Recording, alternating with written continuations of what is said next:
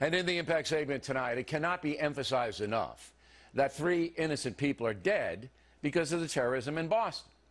8-year-old Martin Richard, 23-year-old Lou Lindsay, and 29-year-old Christy Campbell. Ms. Campbell's mother said this. We are heartbroken at the death of our daughter, Crystal Marie. She was a wonderful person. Everybody that knew her loved her. She loved her dogs. She was a dynamite girl. She had a heart of gold. She was always smiling and friendly. You couldn't ask for a better daughter. I can't believe this has happened.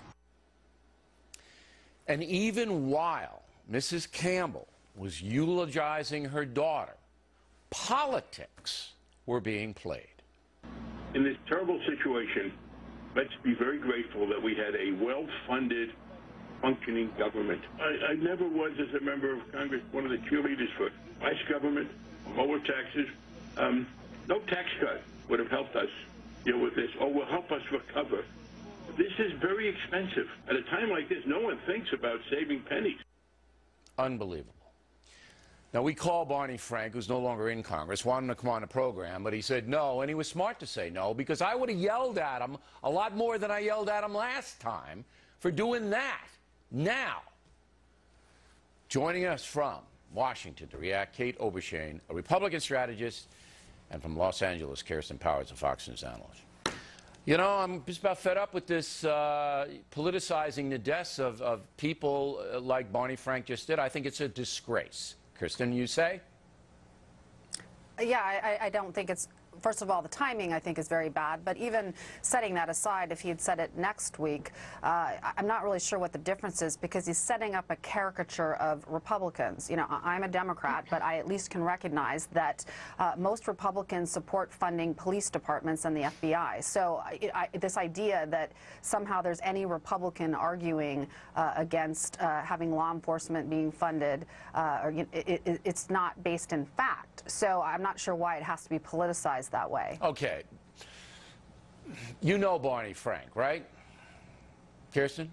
I know who he is. Right. I don't know him personally. Okay, you know who he is. You know what he does. He's a bomb thrower, a left-wing bomb thrower. He always has been. I know.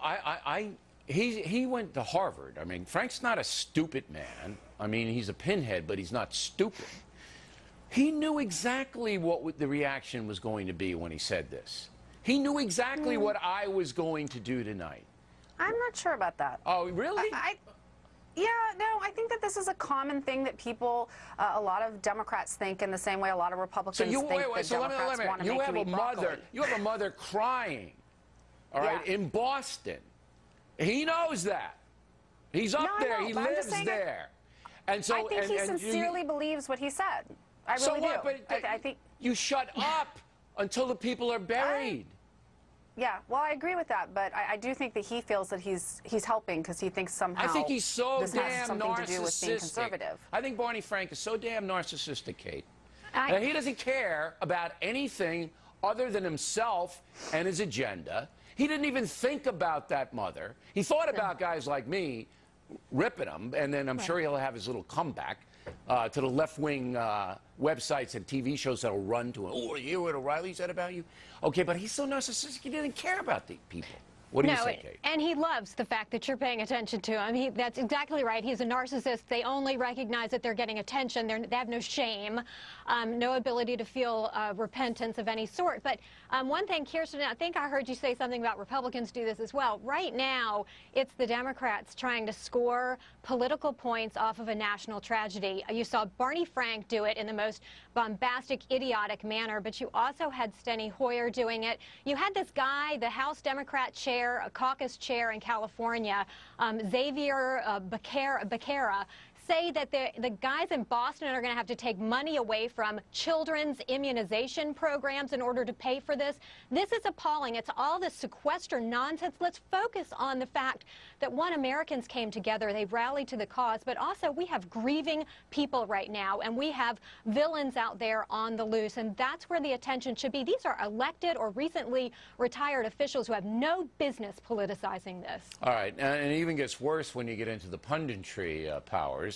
This guy, David Serrata, a syndicated columnist, he said, it's unbelievable.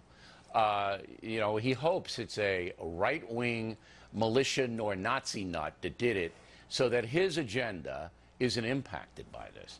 I mean, you just really... I'm just amazed. But you don't seem to be amazed, Powers. Maybe because you live with these people and you know what it is.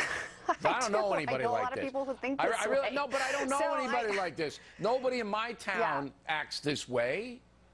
Yeah, well, I know a lot of people who do. And I think, but here's the thing about David Serrata's column is that he laments that there are people who will take an attack by an Islamic radical and then ascribe it to all Muslims, which of course is wrong. I don't know anybody on this panel here that would dispute that. But then he turns around and says, I hope it was like a white neo-Nazi guy so then we can smear all white men. So it's just sort of the same. He's doing exactly what he's criticizing. You know, I think the hate in this country, Kate, is out of control. And you look, the far right, we can't give them a pass. But right now, as you pointed out, Kate, it's all coming from one precinct. I'll give you the last word. It is coming from one precinct. It's the demonizing of people who've disagreed on another issue that has nothing to do with the bombing. But, Bill, I hate to say it, but we saw the President of the United States, when it came to the victims of Sandy Hook, do a very similar thing, politicizing a national tragedy before we even had time to begin to heal. And I hate that it's becoming the way of life. To be fair to the President, whether you agree or not, an argument can be made, Kate, that he was doing it in the interest of public safety. There is no argument. You can't, because nothing would have happened to save those babies. Opinion. It was a political point. He was scoring political points. Kate, that's the part that concerns me. That's your opinion, and you're entitled to it. But there's an argument that can be made by raising the gun issue that you are doing it for the interest of public safety. In Frank and Serrata's, they got no reason to do it, particularly now. And they did it anyway. Right. Directly sure, ahead. We're trying to score points.